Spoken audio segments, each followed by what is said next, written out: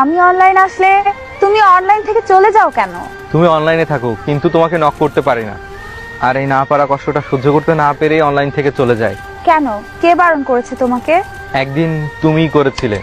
আচ্ছা, তাহলে আমি বলছি, এখন থেকে কথা বলো, তবে মাঝে মাঝে। না, যেখানে তুমি আমাকে ছাড়া ভালোই আছো সেখানে আমি কেন বিরক্তির কারণ হব? একটা কথা জিজ্ঞাসা করি, তোমার প্রতি অধিকারটা আমি হারিয়ে ফেলেছি, কিন্তু তুমি হারাওনি।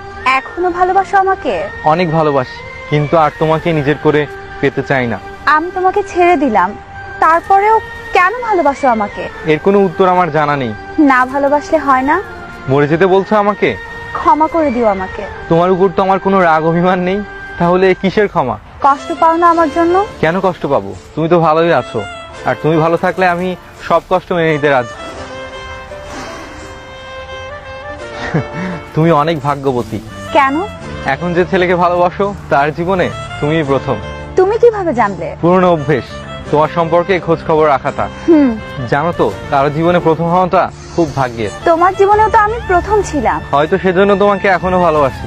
হঠাৎ তুমি আগের মতো হাসো না কেন? নিজের যত্ন নাও না কেন? দ্রুত জীবনটাকে শেষ করে দিতে চাই তাই। এ কথা কেন বলছো? বাদ দাও না, এবার আমি যাচ্ছি। কেন? ব্যস্ত তুমি? না, তুমি যদি এইভাবে আমার সাথে কথা বলো তাহলে তো ওই ছেলেটার সাথেও বেইমানি হবে, যেমনটা